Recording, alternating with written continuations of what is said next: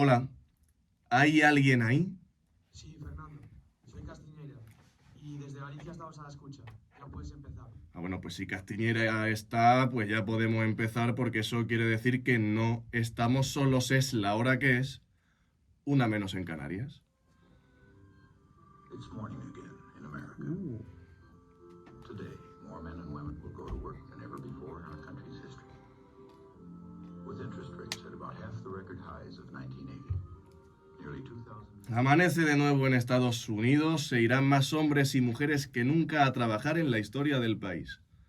Es 1984 y estamos en campaña electoral, en la campaña de las campañas, para las elecciones presidenciales americanas.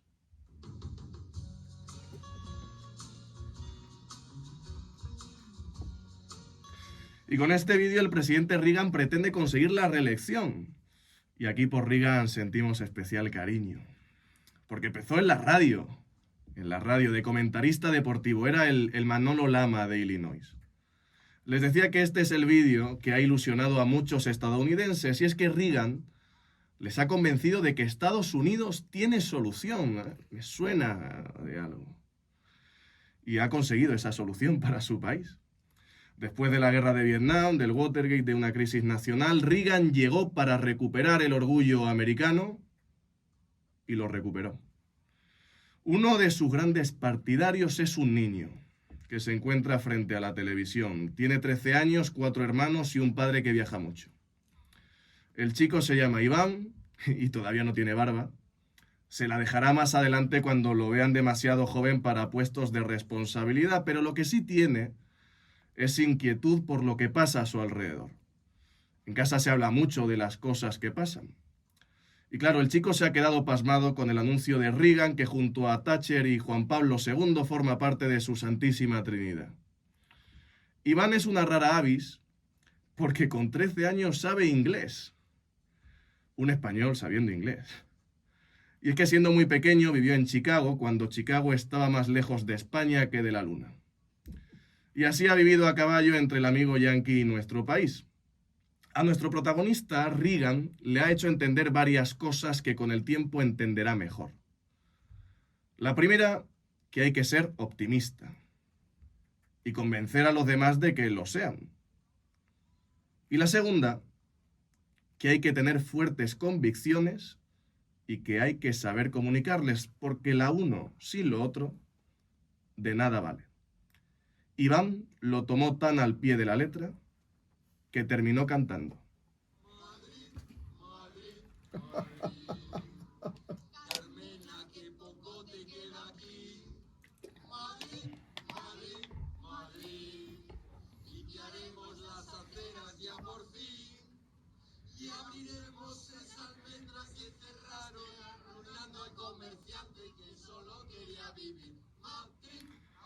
Iván Espinosa de los Monteros, bienvenido a esta casa. Muchísimas gracias. Es la mejor introducción que me han hecho en mi vida. En un programa de radio, televisión o de cualquier otro tipo. Felicidades, me gusta mucho. Hombre, es que habitualmente los programas son más combativos aquí. Muy agresivo, sí. Normalmente uno va a que le casquen. Pero esto ha sido muy agradable. Muchas gracias. Yo no sabía que usted cantaba chotis en la intimidad. Yo tampoco, pero con esa campaña del ayuntamiento, me acuerdo que fue en el coche yendo a la paradera San Isidro, que fue un poquito antes de las elecciones del, si no me equivoco, 19, del 19. Se me ocurrió esa letra, la escribí rápidamente, iba con Javier Autor Ortega también. Smith, soy autor, soy letrista. Y la imaginamos ahí sobre la marcha, íbamos con Javier Ortega Smith, que era el candidato al ayuntamiento, la cantamos, tuvo gracia. Además de cantante de chotis y de letrista, he leído en una entrevista en el Diario de Sevilla que es también cantaora japonesa. Sorpréndame porque no sabía yo de esta afición. Estuve en una entrevista en Sevilla la semana pasada y una entrevista que... Sí, algo no hemos enterado de lo que pasa en Sevilla. A pesar de algunos que intentaron cancelarnos. Y entonces el Diario de Sevilla me vino a hacer una entrevista y me trajo la entrevista que había hecho ese mismo periodista la semana anterior. Pues una contraportada que se hace los fines de semana. Y entonces me dijo... mira, este es el ejemplo de la semana pasada y era una cantadora japonesa. Ponía ahí, Chiko Kusugari, cantadora japonesa. Y entonces me dijo, ¿cómo te escribo a ti para entrevista? Pues ponme lo mismo, cantadora japonesa. Tenía, pero en fin, fue gracioso. Bueno, como Reagan, está usted convenciendo a los españoles de que el país tiene solución, pero la pregunta que muchos de nosotros nos hacemos, de muchos de los que están aquí, de los que nos están escuchando, es si el Real Madrid tiene solución. ¿Usted sabe algo? Bueno, aquí nadie sabe nada. Aquí no sabe ni el entrenador un minuto antes de saltar al campo lo que va a pasar. Lo que es verdad es que el Madrid tiene una tradición de ganar mucho, de ganar bien, y cada vez que esa tradición parece que no se va a cumplir, bueno, pasamos a no ganar lo suficiente, aunque se gane algún torneo, pero si no se gana la Liga, por lo menos la Liga, y si puede ser la Champions, pues la afición madridista, que es muy exigente, empieza a pedir cambios, ¿no? Y eso es lo que está pasando ahora. ¿Usted es partidario de pedir cambios? Yo soy partidario de hacer equipo, de gestionar el talento, de encontrar gente que sepa gestionar talento. Normalmente es gente que ya lo ha gestionado anteriormente en algún sitio, ¿no? Y de ser capaz de motivar el talento que hay y luego, por supuesto, fichar lo que se pueda dentro de la capacidad o del presupuesto de cada organización. Pero si uno crea una organización atractiva, donde el talento se le cuida, se le motiva, se le ayuda a desarrollarse y también se le da una salida digna, pues normalmente tendrá muchos más candidatos para entrar en esa organización, sea un equipo de fútbol o sea una banda de rock. Si por el contrario el talento no se le cuida bien o no se deja espacio o se le maltrata, pues sucede que no acaba habiendo mucho banquillo. Usted, entonces, por lo que escucho, es partidario de que Vinicius siga. Esto le va a quitar más partidarios que hablar de política, ya se lo advierto. Es muy difícil. Es muy difícil todo esto, como decía un expresidente del gobierno. No me atrevo a mojarme demasiado. Y tampoco fue usted de los que sacó el pañuelo blanco contra No. Florentino, ¿es partidario? No, yo creo, bueno, primero a Florentino hay que agradecerle muchísimo, ¿no? Creo que no somos conscientes de todo lo que el Madrid ha evolucionado y mejorado. Sobre todo los que sois más jóvenes, estáis acostumbrados a que se gana la Champions siempre, ¿no? Cuando yo tenía vuestra edad, Champions no se ganaba nunca. De hecho, habíamos jugado solo una final, desde que yo había nacido, se jugó una final en París contra Liverpool y se perdió, si no me equivoco. Y ya hasta que no tuve 27 años no llegamos a la siguiente final, ¿no? Que ese sí ya la ganamos. Pero claro, 27 años sin ganar una Champions, cuando ganas una la valoras mucho. Ahora hemos ganado pues 8 o 9 seguidas o casi seguidas y parece que no tiene valor, ¿no? Florentino ha sido un gran presidente y va a ser muy difícil sustituirlo, por cierto. Pero en cualquier caso el Madrid lo que sí necesita es, el Madrid como todo equipo y como toda organización, talento bien dirigido, ¿no? Estoy acordando ahora seguro que habéis visto, y si no os la recomiendo, la serie sobre Michael Jordan, que se llama El último baile, The Last Dance. Y Jordan ganó 6 títulos y tenía en la serie, sale constantemente su némesis, ¿no? Su archirrival, no deportivo, sino dentro de la organización, que era el gerente, que era un tío, pues que era un tío joven, guapo, tal. El gerente era un tío pues gordo, bajo, desagradable, tal. Pero ese tío gordo, bajo, desagradable fue el que creó el equipo para que Michael Jordan pudiera brillar y pudieran ganar aquellos anillos, ¿no? Y él decía siempre, los títulos los ganan las organizaciones. Y es verdad, porque Jordan estuvo en los Bulls muchos años, que no ganó nada, hasta que se creó un equipo alrededor de él. Un líder tiene que tener siempre, y este era un gran líder, pero tenía que tener alrededor un gran equipo con él, ¿no? Y se fueron combinando las piezas, y entonces fueron llegando Scottie Pippen o empezaron a llegar, en fin, jugadores de todas partes para generar el equipo que permitió al líder llevarlo hasta el triunfo final. 6 veces. ¿Ha estado usted en el palco del Bernabéu? Sí. ¿Y es el conciabulo que dicen de tejemanejes, tráfico de influencias, o hay mucha más leyenda que realidad? Mucha más leyenda que realidad. Ya hay 400 personas, 300 personas. No es nada así tan especial como la gente se cree. Claro, está muy bien, pero no. No sé si allí se lo piden, pero le voy a preguntar, ¿cuántas veces, no sé si al día o a la semana, vamos a ser generosos, le piden que regrese a la política? Bueno, la verdad es que la gente es muy cariñosa, muy amable y de vez en cuando hay alguno, sí. Muy modesta. No, pero es verdad que usted se ha convertido como en la figura de consenso del centro derecha, que hablar de consenso en el centro derecha es como hablar de unicornios en Jaén, que es una cosa muy, muy difícil. Y no sé si a usted le gusta escucharlo. No, lo que pasa es que cuando uno ya no está alineado con un partido político necesariamente y es más libre de expresar su opinión y está fuera y por tanto desde fuera o desde la oposición. Es decir, la crítica es siempre más fácil que la acción, ¿no? Cuando yo estaba en un partido en la oposición, yo era consciente de que es mucho más fácil señalar lo que está mal que gobernar, ¿no? Y ahora que estoy fuera de la oposición, pero es una posición también crítica, soy muy consciente de que es mucho más fácil señalar lo que te gusta menos que ejecutarlo, ¿no? Entonces, la posición es muy cómoda, lo entiendo, pero también creo que desde esta atalaya de libertad me permite decir cosas que mucha gente piensa y que dentro de un partido no se pueden decir. Entonces, creo que eso conecta con muchos más votantes y con muchos menos políticos, claro. Hay algunos que no les gusta tanto, pero de la gente normal, de la gente de la calle, pues creo que hay más conexión, ¿no? ¿Le escuchan más en Génova o en Bambú? No tengo ni idea. ¿No le escuchan en ningún lado?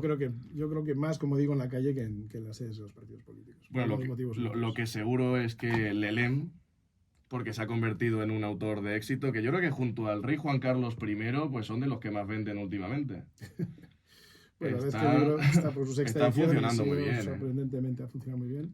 Estoy muy agradecido a todos los lectores y muy sorprendido, la verdad, del éxito que ha tenido el libro. España tiene solución. España tiene solución hacia un futuro brillante y próspero. Editorial Almuzara, Manolo Pimentel, que es un tipo extraordinario, Sí, señor.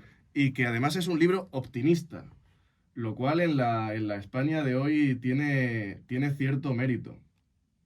Bueno, antes que te vas a Reagan, ¿no? Y es verdad que Reagan, para mí, aparte de ser un líder indudablemente carismático y lleno de buenas ideas, pero quizá lo que más le caracterizó, y viéndolo con perspectiva, y tú has hecho una muy buena introducción explicando cuál era la situación en la que estaba Estados Unidos al final de los años 70, cuando Reagan decide presentarse para las elecciones del 80, y aunque hoy parezca difícil de creer, Estados Unidos era un país que estaba en una espiral depresiva, ¿no? Porque efectivamente habían salido pues muy mal de la guerra de Vietnam, la primera guerra que perdía el gran poder del Imperio Occidental. Habían pasado por 3 crisis del petróleo, había un momento de estanflación, había muy poca fe en la capacidad del anterior presidente de Carter de sacar adelante. Hubo la revolución de Irán a finales de los años 70, donde los ayatolá tomaron el poder, expulsaron al Shah y asaltaron la embajada americana, y además se detuvo y tuvieron de rehenes a varios americanos. O sea, fue un momento en el que Estados Unidos estaba siendo zarandeado del mundo y donde había muy poca fe interior. Las canciones de Springsteen, por ejemplo, que a mí me gusta mucho, y contrariamente a lo que la gente cree, por ejemplo, Born in the USA, que es una canción del año, no sé, pues será de esa época, 80, 82, todo el mundo cree que es un alegato patriótico y realmente es una crítica al momento, ¿no? Habla de la canción, habla, por ejemplo, de un hermano suyo que murió en Vietnam, o de lo mal que lo pasan los veteranos cuando vuelven, ¿no? Los excombatientes, y lo mal que se les trata a la sociedad americana. En fin, todo eso es un momento muy, muy duro, ¿no? Para Estados Unidos. Y llega un político, un tipo que había sido gobernador de California, ya no lo era, que venía de ser actor de serie B, no de las películas top, sino de películas estas que se hacían como churros, ¿no? Sin mucha calidad, pero que sí tenía dos cosas, ¿no? Uno es que manejaba muy bien el lenguaje de la comunicación porque provenía de la radio. Él de joven había empezado en la radio, narrando partidos de fútbol americano. Y lo segundo es que era de un optimismo tremendo, ¿no? Pero lo interesante es que era un optimismo tremendo justificado, es decir, no era un tontorrón que decía todo va a salir bien, no, todo va a salir bien, no. Vamos a cometer reformas, vamos a hacer cambios para que todo salga bien. Y entonces podremos decir que todo va a salir bien, ¿no? Entonces era un optimismo muy fundamental. Era un líder muy fuerte, le tocó una época dura porque estábamos en plena guerra, o estaba Estados Unidos en plena guerra fría con la Unión Soviética, el precedente o antecedente de Rusia, y eran años muy, muy difíciles para Estados Unidos. Y en 8 años le dio la vuelta al país como un calcetín a base de optimismo. Entonces sí, yo también creo que España tiene solución y soy muy, muy optimista, sí, siempre y cuando nos comprometamos como país a transformarnos de alguna manera y cambiar ciertas cosas, ¿no? No es que sin hacer nada todo va a salir bien, no. Lo que creo es que tenemos mucho talento en este país, creo que tenemos una capacidad enorme de transformación, creo que tenemos algunas cosas que nos ayudan, creo que tenemos algunas áreas donde podemos destacar a nivel mundial, tenemos también muchas debilidades que todos conocemos, pero se nos olvida las fortalezas que tenemos, y lo que creo es que si ponemos en valor nuestras fortalezas y nos ponemos a trabajar en ello, no es que España tenga solución, es que creo que los mejores años de la historia de España pueden estar por delante. Fíjese que la actualidad nos lleva a ese estado de, no desafección, es una palabra muy cursi, sino de cabreo de los ciudadanos Sí, yo lo entiendo. Pero, con el Estado, que no solo no soluciona sus problemas, que un Estado no los tiene que solucionar, un Estado que asista no que moleste. Y especialmente la gente joven encuentra en el Estado un obstáculo para sus iniciativas, incluso para su vida cotidiana. Es muy difícil revertir esa situación y ese grado de confianza en la gente que viene. Pues es más fácil que nunca. Reagan fue un gran reformador del Estado en una época en la que eso era muy difícil, ¿no? Hoy, si hay voluntad política, es una condición Es necesaria, que está ¿no? pidiendo mucho. Que es mucho pedir, pero si hay convicción política, se puede hacer más fácil que nunca. ¿Por qué más fácilmente que nunca? Porque tenemos más experiencia que nunca, más conocimiento que nunca y más tecnología que nunca. Es decir, el gran problema del Estado, el motivo por el que el Estado es un gran obstáculo, es porque es un centro, es un laberinto burocrático infinito de normativas, de inspecciones, de multas, de exigencias para el ciudadano y da muy pocas facilidades al ciudadano, ¿no? Ese laberinto de normativa, esa burocracia infinita, si hay voluntad política, se puede transformar de una manera como no ha existido nunca jamás antes. Pongo un ejemplo. La semana pasada estuve viendo una conferencia. En Miami se hacen cada cierto tiempo las conferencias donde viene gente muy interesante. Viene pues, Eric Schmidt, que fue el CEO de Google, o viene Jamie Dimon, que es presidente de JP Morgan, o viene gente vino Trump, ¿no?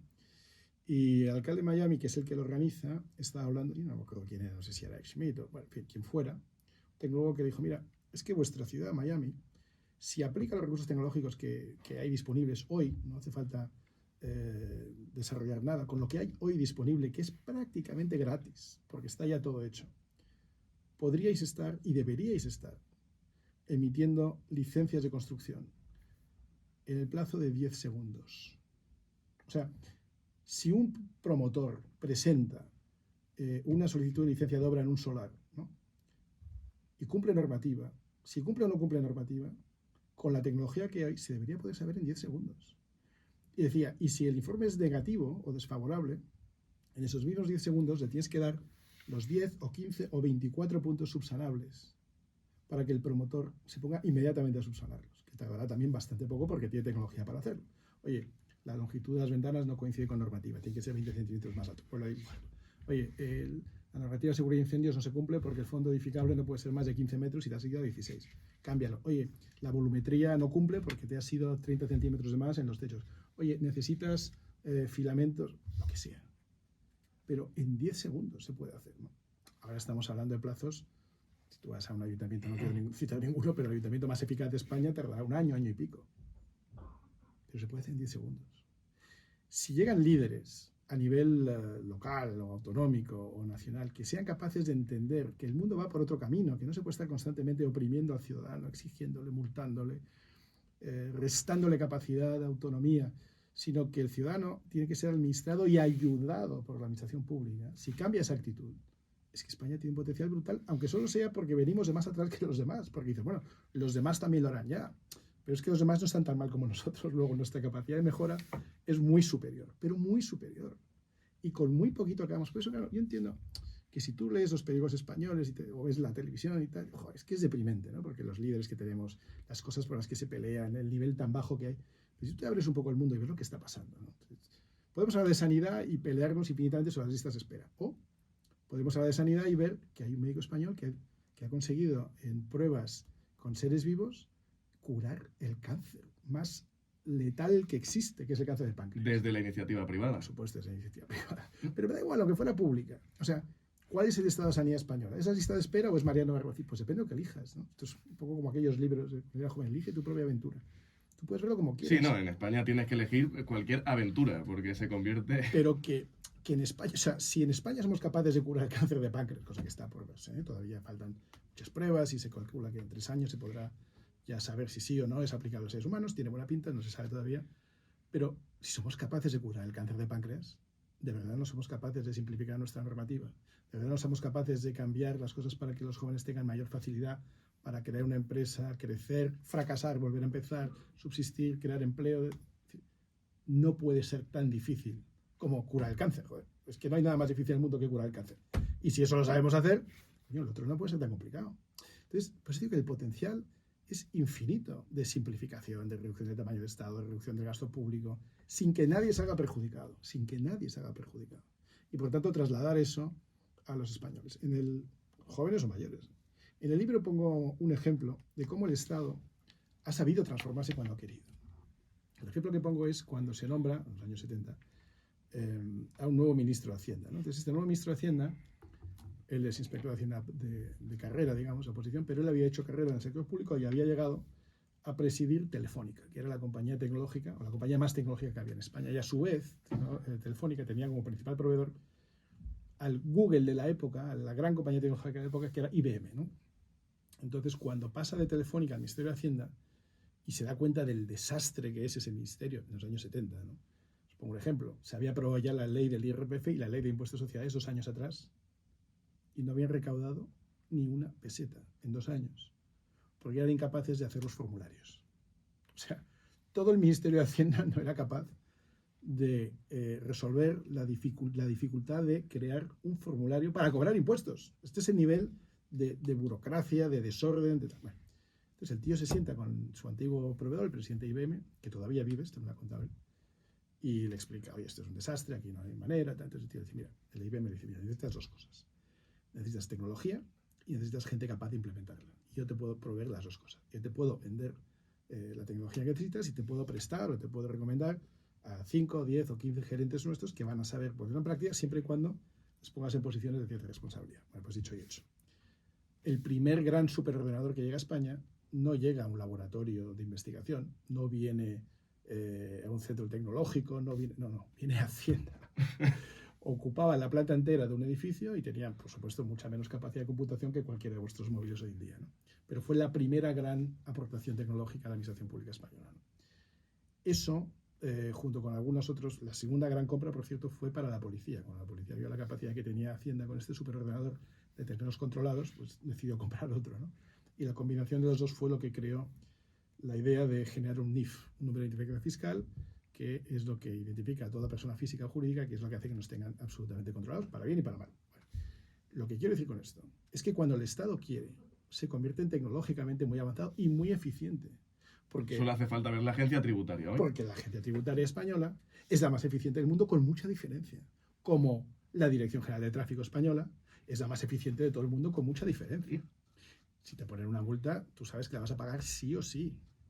En Estados Unidos, cuando se habla de ineficiencia burocrática, se quiere hacer alusión al Estado como algo de lo que casi te ríes, se hace alusión a la Dirección General de Tráfico americano, que se llama el DMV, el Department of Motor Vehicles.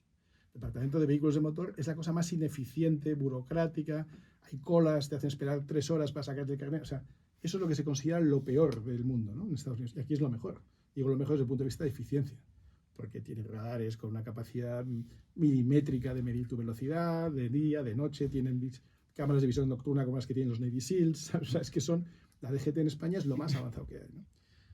Entonces, España ha demostrado que si quiere, la administración pública puede ser muy eficiente. Ahora solo hace falta que sea eficiente no solo desde el punto de vista de los ingresos, ¿no? Multas, hacienda, tal, sino también del gasto, de proveer servicios sobre todo, ¿no? Educación, sanidad, justicia. O sea, ¿cómo puede ser que un juicio tarde 7 años? ¿Cómo puede ser que una inspección fiscal tarde 9 años en resolverse? ¿Cómo puede ser que una licencia de construcción tarde 2 años en resolverse? Es que no puede ser. Es que tiene que ser cuestión de segundos o minutos o unos pocos días. Todo ello. Si se aplica la tecnología y la eficiencia que se puede. Que ya existe, que no hay que inventar nada, que ya existe. En el libro habla de todo ello y de un nuevo milagro económico. Y una de las patas fundamentales es el siempre esperado y el archiconocido Plan Hidrológico Nacional, que es como el unicornio también, del que todo el mundo habla y el que paró Narbona en su momento con una visión estratégica pues propia de Cristina Narbona. ¿En España sobra agua? En España, sorprendentemente, hay agua de sobra. Yo no diré que sobra agua, pero hay agua de sobra. Y en España, increíble, aunque suena increíble, llueve más que suficiente. Llueve más que suficiente para las necesidades que tenemos, y tenemos muchas necesidades, porque tenemos un país, afortunadamente, con una gran cabaña ganadera, con una gran extensión agrícola. Tenemos también mucha necesidad de agua para el mundo de la industria, para el mundo del turismo. Hay mucha necesidad de agua en España, mucho más que en otros sitios. Y llueve más que suficiente. O sea, llueve mucho más de lo que necesitaríamos consumir, incluso si añadimos la necesidad del curso del agua que tiene que mantenerse dentro de los ríos para mantener la fauna y flora, ¿no? El problema es que llueve de manera muy concentrada geográficamente y temporalmente. Es decir, llueve en ciertos sitios muchísimo durante poco tiempo. Y no llueve de manera óptima como nos gustaría a nosotros. Pero esto no es de ahora, ni de cambio climático. Esto es de hace por lo menos 2000 años. Como es obvio, si uno va a Segovia y ve un acueducto. ¿Por qué hay un acueducto? Coño, porque hacía falta agua en un sitio, ¿no? Porque hay sitios de sobra y hay sitios de falta. Luego la trasladan, lo hicieron los árabes, lo hicieron los romanos, lo hicieron todos los habitantes de España, todos, por supuesto, las grandes ingenierías del siglo XVIII y XIX, que son impresionantes para la época, son canalizaciones, bueno, no sé si conocéis el Canal de Castilla, que es una cosa que me da pena visitar. Entonces, siempre se han hecho obras hidráulicas en España, porque siempre han sido necesarias, siempre. El problema es que ahora no queremos hacerlas porque parece que las obras hidráulicas son fascistas, no se sabe muy bien por qué. O peor aún, sí se sabe porque en la época de Franco se hicieron muchos pantanos. Entonces, como inauguró muchos pantanos, porque hizo muchos pantanos, entonces ahora parece que los pantanos son franquistas. O que son antiecológicos, o que están en contra del equilibrio del hombre y la naturaleza. Las cosas más absurdas que he oído, ¿no? Entonces, el Plan Hidrológico Nacional, que estaba ya hecho y aprobado, que no es fácil, porque requiere muchísimo trabajo, muchísimo estudio. Y presupuesto. Y mucho presupuesto, estaba aprobado, y llegó efectivamente Zapatero y su ministra de Medio Ambiente y lo tumbaron en el año 2004. Una de las cosas que preveía el Plan Hidrológico Nacional, pero solo una, hay muchas otras, era desviar el cauce del agua en sitios donde por experiencia desde hace 300 años hay registros ya de inundaciones con muertos. Por ejemplo, en Paiporta, ¿vale? Por ejemplo, donde otro sitio donde se inundaba constantemente, había muertos desde hacía siglos, era Valencia. Pero en los años 50, alguien, no diríamos el nombre porque entonces es fascista, alguien decidió desviar el curso del agua y entonces hoy llueve torrencialmente y nadie muere en Valencia, afortunadamente. Y sin embargo, hoy llueve torrencialmente y la gente sigue muriendo en Paiporta porque alguien, si diremos el nombre, Zapatero en Hermona, evitaron las obras que se podían haber hecho, que se iban a hacer para desviar el cauce del agua en Paiporta, ¿no? Han pasado 22 años entonces, hemos pasado por una tragedia, cientos de muertos. Todavía no he oído a nadie de ningún partido exigir la puesta en marcha de la obra para desviar el curso del agua y que dentro de 40 o 50 años no vuelva a haber una tragedia en los mismos sitios donde ha habido siempre, porque son las mismas, no hay cambio climático, no, es que son las mismas poblaciones donde hay registros desde hace cientos de años.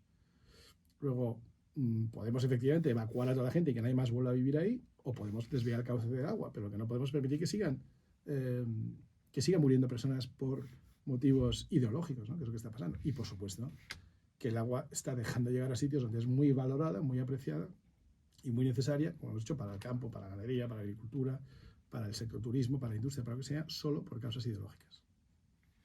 Todas estas propuestas que expone Iván Espinosa de los Monteros en su libro las canaliza Atenea, que es una fundación que desde la sociedad civil pretende aportar propuestas a la conversación pública. A mí la fundación de Atenea y el carácter de Atenea me recuerda mucho a otra fundación que era Disenso, que nació también para proponer ideas y para lanzar propuestas desde la sociedad civil y que cristalizó en un partido que fue Vox. No sé si el recorrido será similar o la idea desde el principio es... Bueno, en realidad Vox cristaliza desde otra fundación distinta anterior que se llama Fundación DENAES. O sea, es Defensa Nacional Española, de la que también formé parte de una época antes de crear el partido, ¿no? Y luego el partido, ya una vez creado, crea otra fundación, bueno, pues para los fines propios del partido. Esta es una no es muy partidario de la fundación. No, yo no digo nada, ¿no? Cada uno... Pero esta es una fundación apartidista que no pertenece ni pertenecerá. Bueno, DENAES tampoco lo era. DENAES al principio no era partidista, correcto. Sí, por eso hay... Por eso veo rasgos comunes. Pero por eso en DENAES podíamos atraer a gente o por lo menos invitábamos a gente de todos los partidos, ¿no? Como en Atenea. Bueno, en Atenea se intenta también, efectivamente. Sí. Hay paralelismos, pero bueno, al final no tiene por qué ser el mismo. Pero al estar usted en la fundación y en el origen de DENAES, uno puede imaginarse que igual el recorrido puede ser similar o al menos la idea parte de... Yo realmente no estuve en el inicio de DENAES y ya es completamente diferente por eso de Atenea. Le han preguntado Atenea, mucho por bueno, cómo sí, puede pero es que acabar es Atenea como partido político. Atenea no va a ¿verdad? ser un partido político, eso lo he explicado muchas veces y lo mantengo. No va a ser un partido político, va a ser un centro de pensamiento donde espero poder atraer a gente no alineada, porque no me interesan los discursos de partidos, me interesan los argumentarios ya elaborados, me interesa pensar de verdad y debatir de verdad y traer ideas de verdad, porque como digo, España se puede beneficiar mucho del talento que hay, entonces Creo que hay enorme talento fuera de la política, con buena razón, con buen motivo. Y España merecería que este talento que existe en el perímetro de la política, en el mundo de la empresa, en el mundo de la academia, en el mundo del servicio público también, porque hay mucho talento, digamos, dentro de los altos funcionarios del Estado, ¿no? Y hay diplomáticos, militares, técnicos comerciales, economistas del Estado, técnicos de administración civil. O sea, hay gente muy, muy brillante dentro de la administración pública, que es lo que nos salva, ¿eh? Como Estado. Es decir, lo que nos salva frente a toda esta incompetencia política es que todavía hay funcionarios, que tienen menos importancia, desgraciadamente, pero todavía hay funcionarios que hacen que el Estado funcione a pesar de todo, ¿no? Pero en ese ámbito, como digo, que no es el de la política, me gustaría traer a gente con talento para que viniera a proponer reformas que España necesita. Y esa sí es la naturaleza de la Fundación. La pregunta de si Atenea se va a convertir en un partido político es una muy recurrente en entrevistas a Iván Espinosa de los Monteros, yo creo. Y otra, hay una competición entre periodistas a la que yo también voy a entrar, que es a ver si le sacamos de alguna manera algún titular sobre su posible regreso a la política. Entonces, si yo me juego con Nachete, con el técnico, un pincho de tortilla y una caña, a que usted no va a ser ministro en un gobierno de Feijóo, tengo el pincho de tortilla y la caña 100% garantizada. Bastante garantizado. Bastante. Pues que la vida no...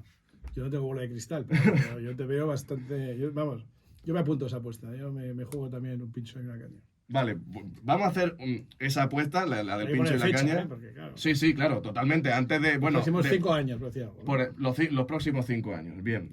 Y Hasta el si, 31. Nos vemos aquí en el 31 y nos tomamos el pincho de la caña y Bien. vemos quién paga. y si es ministro, una de las primeras 5 entrevistas nos la da a nosotros. Garantizado. Hala, Claro, pues eso- ya, esto eso está tiene grabado. Cero riesgo. Esto Cero está, riesgo. esto está grabado. Bueno, entonces le hemos sacado algo que es un pincho de tortilla y una caña, Nachete. Esto lo he sacado yo, Nachete. Vas a pagar 2. ¿Las relaciones personales explican muchas decisiones políticas? Claro. Porque a mí bueno, viendo Podemos en primer lugar, un grupo para ligar que se fue de las manos, o Vox, que era un grupo de amigos que se convirtió en la tercera fuerza y en el tercer partido político del país. Eso es así. Como dicen en Sevilla, eso es así. Y cuando dejó de ser un grupo de amigos, dejó de ser un partido liberal para convertirse en un partido algo más populista o... Bueno, sigue siendo un grupo de amigos, lo que pasa es que son otros amigos, no pasa nada. Es decir, que la vida es así. Los amigos que fundaron Vox, que venían Eso de no queda nadie. la fundación de Eso Nice. no queda ninguno. Ortega Smith hace poco habló, está un poco dolido. Bueno, y con razón, y con razón. Rocío Monasterio también lo está, a la que usted conoce No, de Rocío casualidad. No dice nada. Rocío no... Bueno, Rocío dijo que la echaron por ser su mujer. Bueno, pero eso es verdad, pero vamos, que no ha vuelto a decir nada en 2 años. Y es que Abascal cambió de amigos, Bueno, es bastante evidente, ¿no? pero Kiko Méndez Monasterio siempre estuvo, ¿no? No. No, No. al menos en el momento en el que es tercera fuerza nacional, en el que Vox está dentro del Parlamento, sí que estaba. Bueno, estos son temas muy... esto es como la parte del corazón, ¿no? Es como la revista Hola de la política. Pero porque yo- las yo relaciones sí diré- personales explican muchas veces Sí. las decisiones Sí, políticas. sí, claro que sí, claro que sí. Lo que sí diré es que yo pensaba y sigo pensando que no es necesario ser amigos, como no es necesario que seamos una familia, que antes decían, no una familia, no somos una familia, somos gente profesional que se trata, o deberíamos ser, esto es lo que deberíamos ser, debería ser un partido, ¿no? Gente profesional que se trata con respeto y que trabaja por un fin común, ¿no? Si luego el sábado quieres quedar a cenar o no, eso a mí me parece irrelevante, ¿no? Y volvemos al ejemplo del fútbol, ¿no?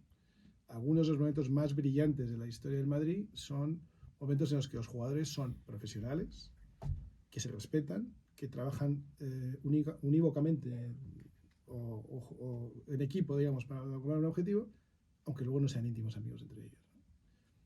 Entonces, esto es lo que se trata. Luego ya que seamos amigos o no seamos amigos, esto es secundario, es irrelevante. Hasta que alguien decide que es lo más relevante, ¿no? Ya no podemos ser amigos, no seamos amigos, pero seamos compañeros que trabajan por un objetivo de manera leal y tal. Bueno, pues eso es lo que debería ser. Usted cuando habla de su salida de Vox siempre recurre a aquella comparecencia que hizo en el Congreso de los Diputados y en las entrevistas suele hablar de la naturaleza humana, de los problemas de envidia que se generan en Esta grupos. parte no lo he dicho yo, ¿eh? Sí, en la naturaleza humana. Eso sí. Y desde la naturaleza humana, la envidia es otro de los Bueno, pecados pero capitales. La naturaleza humana tiene muchos aspectos, algunos muy buenos también. Pero claro, hablando de su salida, no creo que fuese la amistad profunda con cierto líder. Bueno, mi salida tiene que ver con la naturaleza humana también y con el estado en que se encontraban mis relaciones familiares, con mis padres, con mis hijos. Hay muchas cosas que tienen que ver con la naturaleza humana, no solo las malas. Usted dice que tiene el carné del Real Madrid y el carné de afiliado de Te has Vox. preparado muy bien esta entrevista. ¿eh? Hombre, esto es un Mucho examen. mejor que la mayoría de los periodistas que he conocido nunca, la verdad. Sí. Son los dos únicos carnes que tengo. Lo sigue El Club teniendo. Deportivo. Lo sigo teniendo. ¿Qué número de afiliado es de Vox? Pues mira, después de Ortega Lara y de Santiago Abascal, antes que Santiago me parece que hay dos personas que tienen un carnet más bajo, un número más bajo, porque fueron los que se prestaron a fundar el partido de manera un poco discreta para que no aparecieran los nombres de ninguno de nosotros en The Nice, y eso creo que tiene un número más bajo, pero en fin. Después de Ortega Lara y de Santiago Abascal, el siguiente es el mío. Y desde su salida... El Real Madrid es un poco más alto el que tengo. Sí, bueno, es habitual aquí. Bueno, ahora el milagro es ser socio y abonado. Eso Bueno, ya, eso ya- se ha convertido en a un milagro más difícil que el económico. Sí. ¿Algún día se sabrá lo que pasó? ¿Se acabó ¿En Madrid? No, En en el el Madrid Madrid se sabe de prácticamente Xabi Alonso. todo. En el Vox del 23. Pues es que no es muy relevante. La verdad, lo relevante Hombre, es- sí es relevante porque el programa económico que plantearon en el 2019, que era profundamente liberal, no se parecía Por demasiado eso, al digo, que... vamos a ver, si se sabrá, si se sabe ya, ha habido cambios y ya está. Pero que los cambios son legítimos, ¿eh? Es decir, que no, a mí me gustarán más o me gustarán menos, pero son cambios perfectamente legítimos que todo partido tiene derecho a poner en Ujú. práctica. O sea que, ¿Cuándo fue la última vez que habló con Santiago Abascal? pues no me acuerdo ya, ¿Y con Feijóo? tampoco. No vamos a sacar nada, esto es un muro, ¿eh? Esto es un muro. Esto es como un juicio, no me acuerdo, No me acuerdo. Parece Sánchez en el interrogatorio del No, Senado. Sánchez sí se acuerda, lo que pasa es que cambia de opinión, que es distinto. Yo no cambio de opinión. No, eso nunca. El, Bueno, alguna vez, pero vamos, que en general no cambia de opinión mucho. ¿El PP sigue siendo la derecha cobarde? Bueno, el PP sigue sin ocupar el espacio que podría estar ocupando, que me parece que tiene mucho, y o no quiere o no sabe, no lo tengo claro, ¿no? Pero yo creo que tiene mucho espacio. Vamos, lo voy a poner de otra manera. Creo que hay un espacio enorme entre los que no llegan y los que se pasan. Muchísimo espacio. Y creo que la mayoría de la gente normal, lo que quiere es tener una candidatura, un partido, un líder, lo que sea, de ideas afines o por lo menos no muy contrarias a las de uno. Yo me defino claramente en el espectro del centro-derecha, en un partido o en una posición liberal conservadora, de sentido común, de firmeza en ciertas cosas, ley y orden, por ejemplo, y luego de relajación en otras y de sentido común y de naturalidad, ¿no? Si está todo el día enfadado, si está todo el día acusando, si está todo el día insultando. Yo creo que en ese espacio habría mucha gente y yo veo que ese espacio no lo está ocupando nadie. Alguno le diría que diese usted Yo te el iba paso. a invitar a que montes un partido. porque No, yo lo mío creo es que hacer capaz- preguntas. Yo las respuestas no las tengo, señor. Yo tampoco, lamentablemente, yo tampoco. Bueno, estamos grabando esta entrevista un lunes. Ayer fueron las elecciones en Aragón, que demuestran siempre lo mismo de siempre, que hay que tener cuidado con las expectativas que se tienen. ¿Pueden incurrir de nuevo el PP y Vox en los mismos errores? No es imposible, ¿no? De hecho, llevamos casi mes y medio esperando que forme el gobierno en Extremadura y no lo han hecho todavía, ¿no? Y si no se ponen de acuerdo en Extremadura o en Aragón o ahora vendrá Castilla y León y entonces Andalucía, yo creo que lo pagarán los dos. Por eso espero que se pongan de acuerdo por el bien de España y sobre todo la gente que vive en esas comunidades, ¿no? ¿Puede ser un experimento para lo que se puede vivir después de las elecciones del 2027? Pues yo creo que sí, yo creo que los españoles tomarán nota de lo que pasa este año. Como digo, es que son 4 ciclos electorales, ¿eh? Y más Valencia, que no lo cuento porque no ha sido un ciclo electoral, pero ha habido un cambio de presidente. Y ahí se han puesto de acuerdo muy deprisa. También se han puesto muy deprisa de acuerdo y lo mantienen, pese a toda esta teatralidad y tal, en todas las ciudades y pueblos españoles donde gobiernan conjuntamente y no ha habido prácticamente ningún problema en ningún sitio. Habrá algún pueblo, ahora me dirás, no sé qué, pueblo, qué bueno, sí, seguro que hay. Pero están en docenas, si no cientos de poblaciones, algunas capitales de provincia, donde están gobernando pacíficamente y las cosas están saliendo muy bien. Luego, si se pueden poner de acuerdo en eso, no sé por qué no se pueden poner de acuerdo en temas regulados por las comunidades autónomas. Hace poco le escuché sorprendido por el cambio de postura en el partido, en Vox, de ahora entro en un gobierno, ahora no, ahora Sí, al salgo, principio ahora no, entro. luego sí, luego no, y ahora parece que sí. ¿O no? ¿Usted era partidario de entrar en los gobiernos desde el principio? Bueno, uno entra en política con la aspiración de gobernar, ¿no? Si no, ¿cuál es la aspiración? ¿Mantenerse infinitamente en un puesto en la oposición? ¿Vivir de...? No, hombre, no. Si te metes en esto es con la aspiración. Otra cosa es que luego los electores te ponen en tu sitio y te permiten, no te permiten gobernar según lo hayas hecho de bien o de mal, ¿no?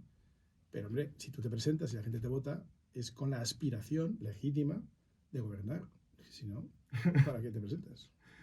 ¿Teme el estado de agitación que puede haber en las calles si llega el PP y Vox al gobierno? Porque algunos ya están declarando la alerta No, antifascista. No lo temo, lo doy por una certeza, ¿no? En la vida lo que produce temor efectivamente es la incertidumbre. ¿Qué me va a pasar? ¿Qué sucede si hago esto? ¿Qué sucede si no lo hago? Pero aquí no hay incertidumbre, aquí hay certeza total.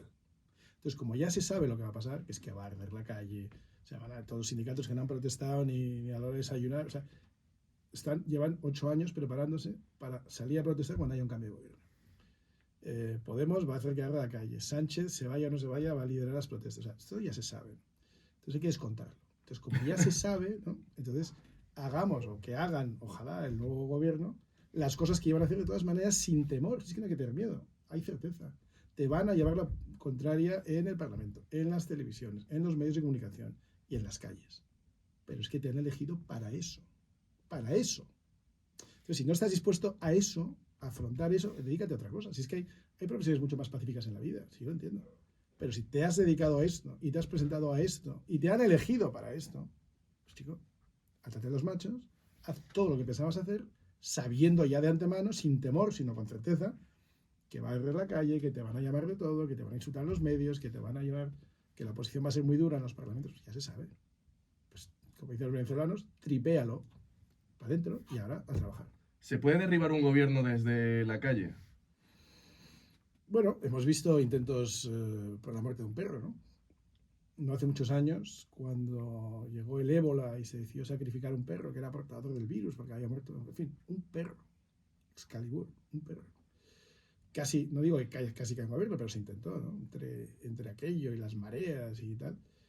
Y en cambio, con un gobierno corrupto, culpable de muchísimas muertes por muchos motivos distintos estos últimos 8 años, pues la calle no se moviliza. Bueno, pues esto hay que entenderlo y hay que contar con ello. Ese es un escenario, el gobierno de PP y Vox. Otro es que Sánchez siga más allá del 27. ¿Usted contempla ese escenario? Yo contemplo sin ninguna duda el escenario de que Sánchez, aunque no gobierne, se quede. Es decir, que se quede como jefe de la oposición. Si me preguntas que si contemplo el escenario de que Sánchez siga como presidente del gobierno, yo te diría que no lo descartaría. Y no lo descarté tampoco en el 23. Hoy está repasando un hilo que hice a las pocas horas de las elecciones municipales y autonómicas que dieron paso a la convocatoria anticipada de elecciones, ¿no? Y en esa época, mayo yo creo que fue del 23, la derecha estaba, lo que no es la izquierda, para no etiquetar, estaba demasiado contenta y estaba ya descontando la victoria y había gente repartiéndose ministerios y cargos.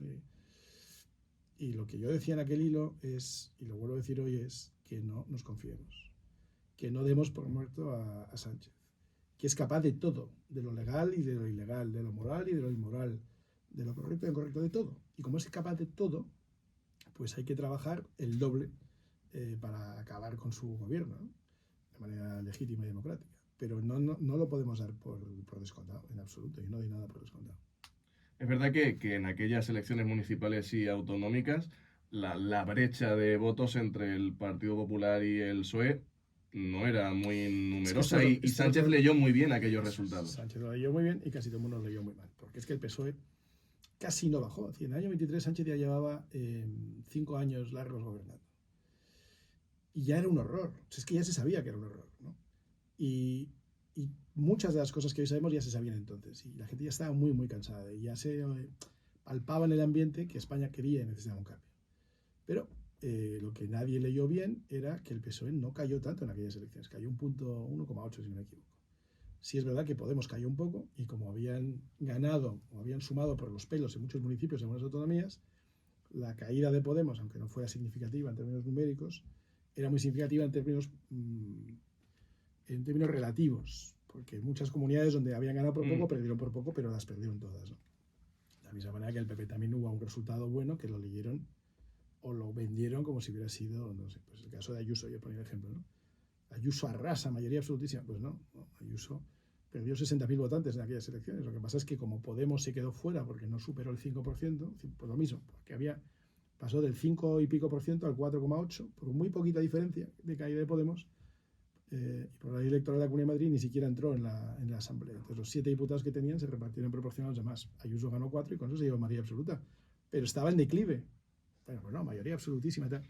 Bueno, nos podemos hacer las trampas que queramos, ¿no? Pero la consecuencia de hacerse trampas es que si no mides bien, luego no pones en práctica digamos, las medidas que tienes que tomar, especialmente en una campaña, para asegurarte que ganas las elecciones. Entonces Sánchez leyó bien, hizo una campaña intensísima y los demás pues no lo hicieron tan bien, evidentemente. Porque aquí estamos con 3 años más por ahora de Sánchez, que nos estamos comiendo. Estaban buscando un ministro de Economía. No, lo tenían ya repartido. Eso no, ellos no tenían ninguna duda de quién iba a ser el de Economía, el de Exterior. Bueno, en fin, yo, por cierto, hablando de apuestas, me gané bastantes cenas. Yo no pensaba que que PP y Vox fueran a sumar menos de 136. Es que en el PP había gente que se creía que íbamos a sumar más de 190. Más de 190. Y no se sumó. Es lo que dan, no hay que vender la piel de los antes. Es lo que dan ahora las encuestas. Ahora dan hasta más de 200. Pues nada, que se repartan las carteras ministeriales antes de llegar, pero yo no lo haría. Yo aprendería de los errores del pasado. ¿Teme un frente popular de izquierdas? Bueno, yo creo que está bastante claro que lo van a intentar. De nuevo, no hay temor, hay bastante certeza. Y todo lo que está a la izquierda del PSOE yo creo que se va a unir en una plataforma que podrá liderar Rufián o no, pero... La Yolanda Díaz del Besós, que lo llama Rafa Latorre. Bastante más listo, Rufián y bastante más peligroso. Yolanda es un chollo, vamos, no tiene ningún peligro. Yolanda y esta Irene Montero son 2 chollos para la política española, sobre todo para la derecha. Cuanto más se les vea, más se les oiga y más mejor. Porque son 2 ceros a la izquierda. Bueno, Nacho, méteme en primer plano la canción, que vamos terminando, que hay que cumplir con el tiempo.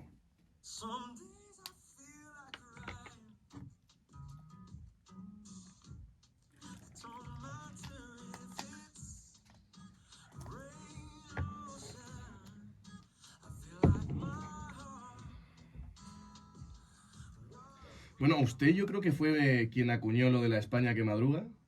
Bueno, esto enlaza con el principio de la entrevista. Lo acuñé inspirándome en ese corte de audio que has puesto al principio del todo, que se me estaban poniendo los pelos de punta a escucharlo, del anuncio de Reagan. Que el anuncio de Reagan se llamaba, o la gente lo conoció, se llamaba de otra manera, pero lo conoció como Morning in America, ¿no? Porque era una literación de frases que empezaban, pues, amanece en América y hoy más parejas que nunca contraerán matrimonio. Amanece en América y hoy habrá más hectáreas cultivables que nunca. Amanece en América y hoy más empresas se forman y más industrias y más empleo. Era el resumen de 4 años de Reagan y de todos sus éxitos. Entonces, The Morning in America, que era también optimista porque el sol salía, era un momento de enorme optimismo, como digo, lo traje a España de alguna manera y lo llamé la España que madruga, ¿no? Pensando en los que, al principio cuando lo sacamos hace 13 años, decíamos España que madruga y los que tienen ganas de tener un motivo para madrugar. Es un poco largo, pero había mucha gente que no tenía trabajo o que no podía aspirar a ello, ¿no? Pero se quedó en la España que madruga, que es un eslogan yo creo que muy bueno. Lo utiliza Alsina por la mañana en una sección de prensa. Es genial, si las ideas están para que las use todo el mundo. Pues hay muchos españoles que madrugan para darle un futuro mejor a sus hijos y para llevar grandes productos como el aceite de oliva a la mesa de muchos otros españoles. Uno de ellos es mi padre, Hombre. Así que le hago entrega del regalo oficial del programa para que se acuerde de nosotros para bien cada vez que desayune. Estupendo, pues millones de gracias a Pedro Ruiz Raez, que lo produce, ¿dónde? ¿En Jaén? En Jaén, nosotros tenemos una finca entre Úbeda, Cabra del Santo Cristo, Jódar y Larva, la España que algunos han ayudado a vaciar. Bueno, esperemos que con el agua suficiente se vuelva a llenar de gente trabajando y generar prosperidad para España. Iván Espinosa de los Monteros, ha sido usted muy amable por concedernos este rato de radio. Ha sido un placer, muchísimas gracias y enhorabuena porque de verdad he visto pocas entrevistas de este nivel.